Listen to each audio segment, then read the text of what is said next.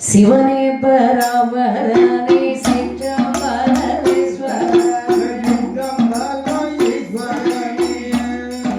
மலரடி கை மலரானது வாதம் சொல்பேனே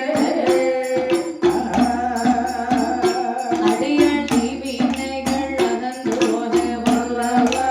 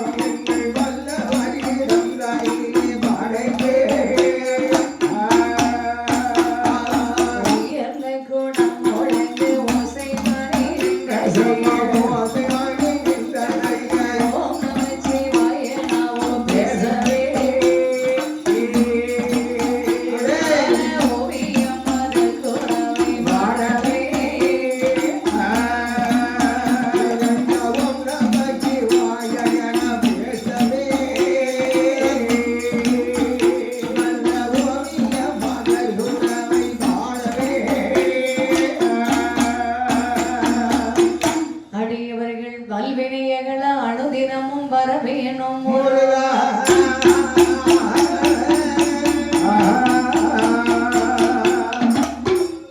ஓம் நமச்சிவாயம் என்றெங்கும் உதித்ததோர் கருணை வாழ்வே வானவர் முனிவர் போற்றும் மந்திர குருவாய் எங்கும் தானதாய் உயிராய் சிவ சாட்சியாய் அகன்று போன ஆனையே முகவனான ஆதியே போற்றி போற்றி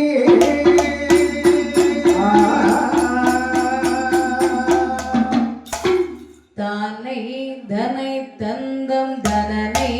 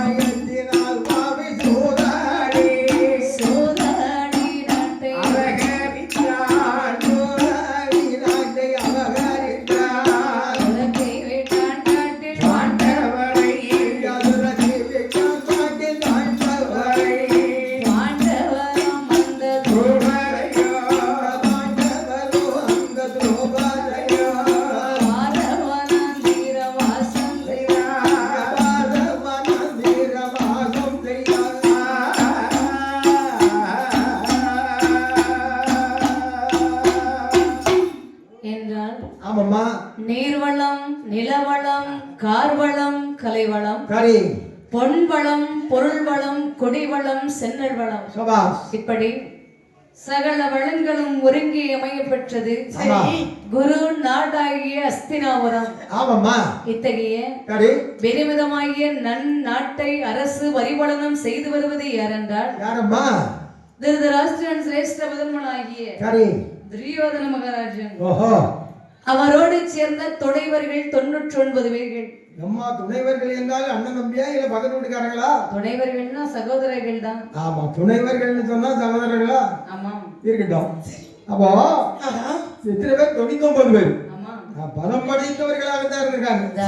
மீண்டும் சரி, கிருதன், கிருதவர்மா, ஆமா, பீஷ்மர், அஸ்வத்தமா, ஆ, துன்மருடன், சரி, துச்சாதனன், விதுரன், சைந்தவன், சபாஸ், சல்லியன், ஆமா, நண்பனாகிய கர்ண மகாராஜன். ஆஹா, இப்படி சரி, மாமா சகுனியோடு ஆமா, இன்னும் பல வாச மன்னர்கள் புடை சுரத்தக்கதாகவே ஆமாம்மா, மன்னன் பிரான் அஸ்தனாபுரத்தை அரசு வரிவளனம் செய்து வருகின்றார். ஆமா, அப்படி இருக்க அவரது சிறிய தந்தையின் பிள்ளைகளாகிய சரி, ஐவர் வஞ்ச பாண்டவர்கள் 5 பேர்கள். ஆமாம்மா, அது யார் யாரம்மா? தர்மர், ஆ, பீமல், அரிச்சுனன், சரி, நகுலன், சகாதேவர்கள். சபாஸ், அருமையான பேர். பதிலா அந்த காலத்துல அண்ணன் தம்பி 5 பேர்களாக இருந்தாலும் அவர்களுக்கு எவ்வளவு அற்புதமாக பேர் வச்சிருக்காங்க பாத்தீங்களா? அதாவது அந்த காலத்துல என்ன சொல்லுவாங்கன்னா, பேர் அழகு, இன்பம், பிடி, மூப்பு, சாக்காரம், இவைகள் யாவும் ஆறும் கருவியில் அமைத்தபடி. நாம நினைப்போம் இவரு சாதாரண பிறந்த ஆளு, பெரிய மந்திரி ஆயிட்டாருன்னு நினைப்போம், சரி, பெரிய டாக்டர் ஆயிட்டாருன்னு நினைப்போம். அவனுடைய விதியின் அமைப்பு அப்படி இருக்கும்போது அந்த பேர் தான் அதுக்கு ஒரு காரணம். நான் ஏன் சொல்றேன்னா, தர்மன் என்று அந்த பேர் வச்சிருக்காங்கன்னு சொன்னா, தர்மத்தில் சிறந்தவனாக விளங்கினார் தர்மன். பீமன் என்று பேர் வச்சிருக்காங்கன்னா, வீரத்தில் கூடியவனாக இருந்திருக்கிறார் பீமன். அர்ஜுனன் மற்றமுள்ள மக்களுக்கும் நம் நாட்டை சேர்ந்தவனுக்கும் என்ன தேவையோ அதை செய்து கொண்டு கொடுத்திருக்கிறார். அதனால அவருக்கு பேர் அர்ஜுனன். இவ்விதமாகவே ஆமாம்மா, குலகுரு வீரர்கள் 105 பேர்கள் வாழ்ந்து வருகின்ற போது சரி, இந்த பாண்டவர்கள் மேல் பொறாமை கொண்டான் துரியோதனன். ஏனென்றால் என்னம்மா, பாண்டவர்களில் மூத்தவராகிய தர்மநந்த பிரபு சரி, பொறுமையில் சிறந்தவராக இருக்கிறார் என்றும், சரி, அர்ஜுனன் தனுர்வித்தையில் வல்லமைசாலி, ஆமா, பீமசேனன் பலத்திலே வென்றுவிட்டான் என்றும், ஆமாம்மா, நகுல சகாதேவர்கள் பாண்டியத்தில் சிறந்தவர்கள் என்றும், சரி, இவர்கள் மேல் பொறாமை கொண்டான் துரியோதனன். ஆஹா, அதாவது நல்ல மனிதர்கள் மற்றவங்களை பத்தி யோசிக்கவே மாட்டாங்க. ஊர்ல 100 பேர் இருக்காங்கன்னா சரி, எல்லாரும் யோசிக்க மாட்டாங்க. ஒரு சிலர் இருப்பாங்க, ஆமா, அவர் என்ன இப்படி நல்ல வசதி வாய்ப்பு வந்தாரு, எப்படி வந்தான், ஒருவேளை வேற எங்கேயாவது கொள்ளையடிச்சு வந்தானா, ஆமா, இல்ல என்ன நடக்குன்னு தெரியலையே, மற்றவர்களை ஒப்பிட்டு பார்த்து கொண்டே இருப்பார்கள். இப்படி இவர்கள் மேல் பொறாமை கொண்ட இந்த துரியோதனன், ஆமாம்மா, இவர்களை கொன்றுவிட வேண்டும் என்று சொல்லி பல விதமான உபாயங்களை செய்தான். இருந்த போதிலும் அகில புவன ரட்சகனாகிய மாயவனாகிய பெருமாள் இவர்களுக்கு சகலனாக இருந்தபடியினால் இவர்கள் உயிர் பிழைத்து வந்து கொண்டிருந்தார்கள். மீண்டும் அரக்கு மாளிகை ஒன்று செய்து இவர்களை விருந்தினராக வரவழைத்து பாண்டவர்கள் இவர்கள் அத்தனை பேர்களையும் இங்கே அமர வைத்து பாதி நாள் இரவில் நெருப்பிட்டு கொளுத்த திட்டமிட்டான் துரியோதனன். அவன்தான் ரகசிய தூதன் மூலம் பீமசேனும் அண்ணா தம்பியர்களையும் தாயாகி குந்தி தேவியும் அழைத்து சென்று இடும்பன் வனம் சென்றான். நரவாடை அறிந்த இடும்பன் அவனுடைய தங்கை இடும்பி அனுப்ப இடும்பி வீமன் மேல் ஆசை கொண்டான். அப்படி இருக்கின்ற போது இடும்பன் இடும்பியை தேடி வருகின்ற போது இந்த பீமசேனன் இடும்பியை திருமணம் முடித்து துர்கஜன் என்னும் பாலகனை வென்றெடுத்தார். மீண்டும் வேத்திரிகையும் சென்று கொன்று திரௌபதியின் சுயவரத்தால் கண்ணனை கேள்விப்பட்டு பாஞ்சால நகரமே சென்று திரௌபதா தேவியுடன் பிறந்தவில்லை அர்ஜுனன் ஒருவரை வளைத்து தாய் சொல் தவறாமல் ஐவர்களும் பாஞ்சாலையும் மனம் முடித்தார்கள். இவர்களுக்கும் பாஞ்சாலியும் மனம் பிடித்திருக்காங்க. ஆமா, அந்த காலம் எவ்வளவு புண்ணியானி பாரு, எவ்வளவு ஒத்துமையா இருந்திருக்காங்க பாரு. அத பாரு, ஒத்துமைன்னு சொன்னாலும் கூட இந்த ஐவரை போல ஒத்துமை நம்ம உலகத்திலே பார்க்க முடியாது. ஆமா, ஏன்னா அவர்கள் மற்றவர்களை குறை கூறுவது கிடையாது, அவர்களுடைய வாழ்க்கையை நலமாக கொண்டு போயிருக்காங்க. மற்றவர்களுக்கு வேண்டிய உபகாரங்களை செய்திருக்காங்க. எவ்வளவு பெரிய நல்லவங்க பத்தியா. இப்படி பாண்டவர்களோடு பாஞ்சாலியும் சேர்ந்து அழகாக சந்தோஷமாக வாழ்ந்து வருகின்ற போது இந்த துரியோதனுக்கு கடும் கோபம் உண்டானது. கோபம் கொண்ட துரியோதனன் பாண்டவர்களை வரவழைத்து காண்டவனத்தை இதுதான் உங்களுக்குரிய பாகம் என்று கொடுக்கின்றார். அதை வாங்கிய பாண்டவர்கள் இந்திரனை கொண்டு இந்திர புருஷத்தம் என்று யாவர்படுத்தி யாவரம் செய் அரிதாகிய ராஜசூய யாகத்தை செய்து முடித்தார்கள்.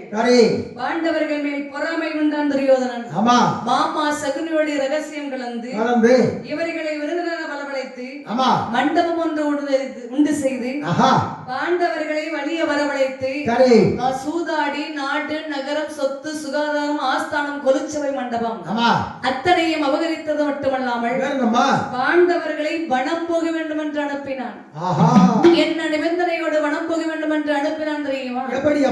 12 வருட வனமும் 1 வருடம் அந்நியதவாசம் முடித்து வந்தீர்களே ஆனால் தங்கள் பங்குக்குரிய பாதி நாட்டை தருவதாகவே அனுப்புகின்றான். இந்த துரியோதனன் அதை சொன்னா மட்டும் இருக்கின்ற பெரியவர்கள் ஆச்சாரிமார்கள் குருமார்கள் அனைவரும் சொல்கின்றார்கள். என்னதான் இருந்தாலும் சொக்காரும் துகக்காரும் செத்தாலும் கடக்காரன் சொல்லுவா. அதுபோல உன்னுடைய சொக்காரனை எப்பொழுது நீ பக்கத்திலே வைத்துக் கொள்ள வேண்டும். அதாவது நடந்ததாக இருந்தாலும் 12 வருட காலம் நீங்கள் அவர்கள் வனவாசம் செல்வார்கள். பெரியவர்கள் முன்னிலையில் இவர்கள் ஒப்பந்தம் செய்ததின் பிரகாரமாக 12 வருட வனவாசம் முடித்து 1 வருடம் அந்நியாதவாசம் முடிக்க வேண்டும் என்று சொல்லி வனவாச வாழ்க்கையை முடிக்க வேண்டும் என்று சொல்லி ஐவர் வென்ற பாண்டவர்கள் பாஞ்சாலியாகி திரௌபதா தேவி இவர்கள் அத்தனை பேர்களுமாகவே சேர்ந்து காமி ஏவனமதிலே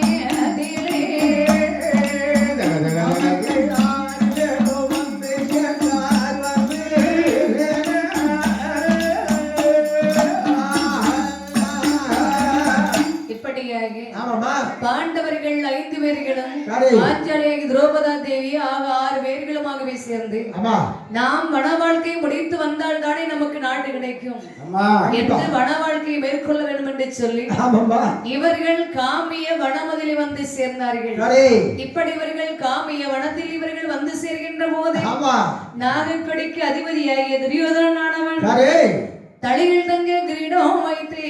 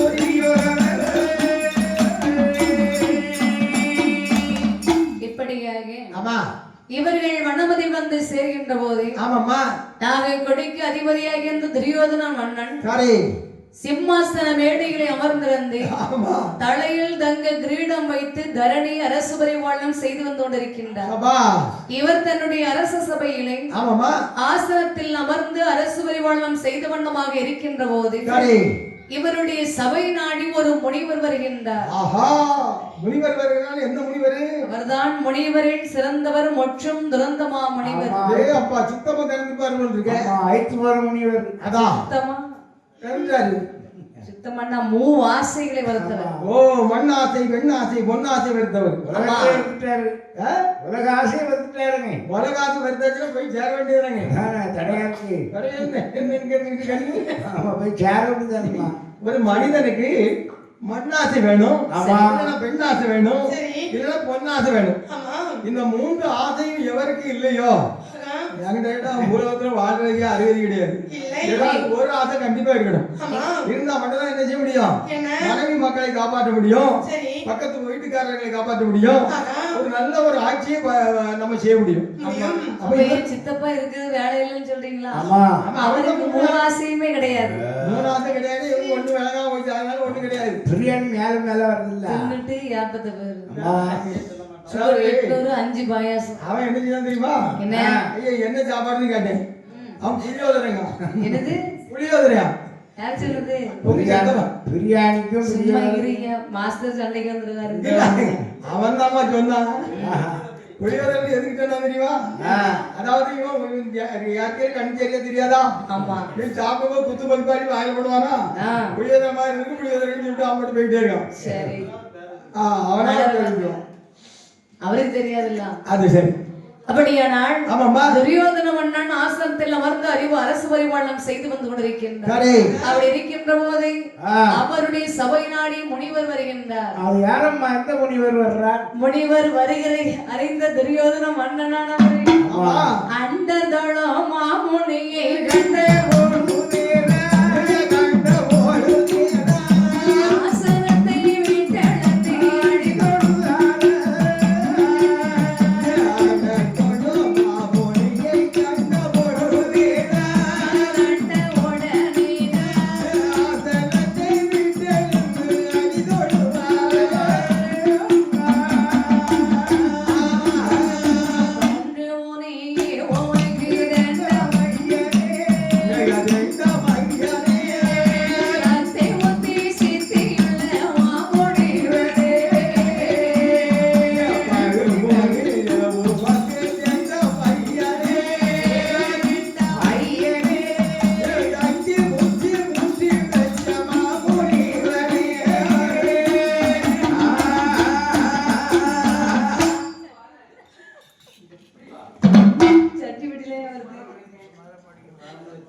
இப்படியாகவே மன்னன் அரசு சபையில் அமர்ந்திருக்கும் போது சபை நாடி முனிவர் வருகின்றார்.